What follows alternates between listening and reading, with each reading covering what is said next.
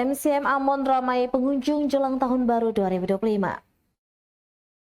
Pusat Perbelanjaan Maluku City Mall atau MCM ramai pengunjung menjelang Tahun Baru 2025. Hal itu terlihat jelas di depan pelataran bangunan tersebut yang mulai dipadati ratusan kendaraan roda 2 yang keluar masuk setiap waktu.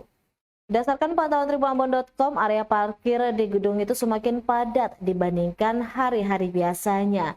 Biben Salamun, salah seorang penjaga parkir di kawasan itu, turut membenarkan hal itu. Menurutnya, hal ini terjadi mengingat perayaan malam Tahun Baru yang sudah di depan mata. Meski begitu, ia mengaku bersyukur lantaran pendapatan yang tentu naik. Pasalnya, dalam hari pihaknya dapat meraup untung hingga 2 juta rupiah saat perayaan hari-hari besar keagamaan.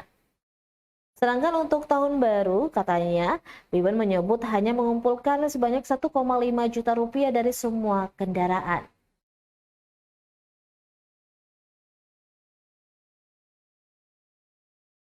Download Tribun X sekarang, menghadirkan lokal menjadi Indonesia.